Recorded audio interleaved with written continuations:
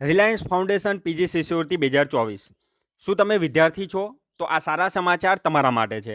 આપણા દેશની સૌથી મોટી કંપની રિલાયન્સ ઇન્ડસ્ટ્રીની સંસ્થા જે ગરીબ અને આર્થિક રીતે વંચિત બાળકોને જીવનમાં આગળ વધવામાં અને તેમના સારા ભવિષ્ય માટે રિલાયન્સ ફાઉન્ડેશન પીજી સ્કોલરશિપ 2024 દ્વારા મદદ કરે છે, અને તે પણ 6 લાખ રૂપિયા સુધી। તેથી જો તમે પણ આ શિષ્યવૃત્તિ મેળવવા માંગતા હોવ તો તમને તેની સંપૂર્ણ માહિતી આ વિડીયોમાં મળશે।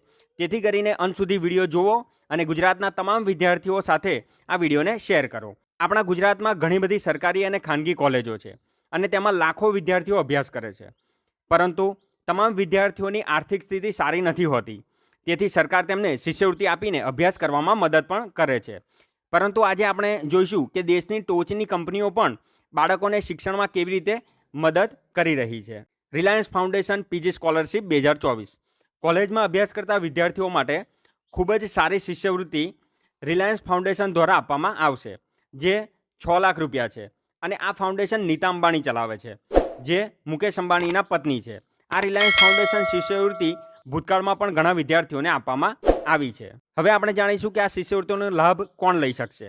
તો પ્રથમ વર્ષના અનુસ્નાતક વિદ્યાર્થીઓ કે જેઓ લાયક ડિગ્રી પ્રોગ્રામ એટલે કે કોમ્પ્યુટર સાયન્સ, આર્ટિફિશિયલ ઇન્ટેલિજન્સ, ગણિત અને કોમ્પ્યુટિંગ, ઇલેક્ટ્રિકલ અને અથવા ઇલેક્ટ્રોનિક એન્જિનિયરિંગ અથવા મિકેનિક એન્જિનિયર અથવા મિકેનિકલ એન્જિનિયરિંગ અથવા renewable and new energy, material science and engineering અને લાઈફ સાયન્સમાં ફૂલ ટાઈમ અભ્યાસ માટે ફોર્મ ભરે છે, તે દરેક વિદ્યાર્થીઓને આ લાભ મળી શકે છે અને તે દરેક વિદ્યાર્થી આ શિષ્યવૃત્તિ માટે અરજી કરી શકે છે।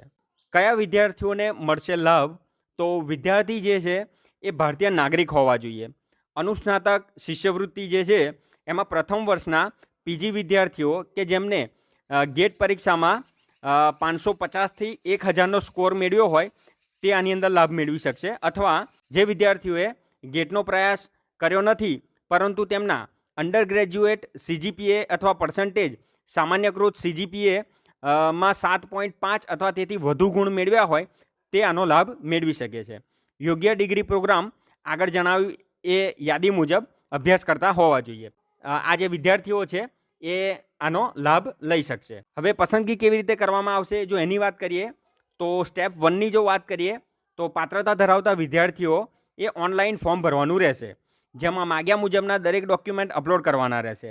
સ્ટેપ 2ની વાત કરીએ તો દરેક વિદ્યાર્થીએ એક 60 પ્રશ્નોનો એપ્ટિટ્યૂડ ટેસ્ટ આપવાનો રહેશે। સ્ટેપ 3ની વાત કરીએ તો નિષ્ણાતો દ્વારા અરજીનું મૂલ્યાંકન કરવામાં આવશે। સ્ટેપ 4ની વાત કરીએ તો બધા ઉમેદવાર માટે નિષ્ણાત પેનલ દ્વારા ઇન્ટરવ્યૂ લેવામાં આવશે। અને સ્ટેપ 5ની વાત કરીએ તો અંતે 100 વિદ્યાર્થીઓનું મેરિટના હિસાબે સિલેક્શન થશે, જેને આ શિષ્યવૃત્તિનો લાભ મળશે। હવે આ શિષ્યવૃત્તિનો લાભ લેવા માટે આપણે ઓનલાઈન આવેદન ક્યાંથી અને કેવી રીતે કરવાનું છે જો એની વાત કરીએ તો આની જે એપ્લિકેશન છે, આનું જે આવેદન છે એ તમારે ઓનલાઈન કરવાનું રહેશે। તેમજ આનું જે ફોર્મ ભરવાની છેલ્લી તારીખ છે એ 6/10/2024 છે, અને એના માટેની જે વેબસાઇટ છે વેબસાઇટ મેં તમને અહીંયા ડિસ્પ્લે ઉપર નીચે આપી દીધી છે।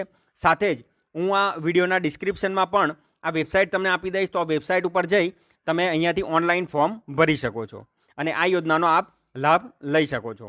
આવી જ બીજી ઇન્ફોર્મેટિવ વિડીયોઝ માટે અમારી યુટ્યુબ ચેનલ જેડી ઇન્ફોટેઇનમેન્ટને સબસ્ક્રાઇબ કરવાનું અને બેલ આઇકોનને ક્લિક કરવાનું ન ભૂલતા। જય હિન્દ, વંદે માતરમ।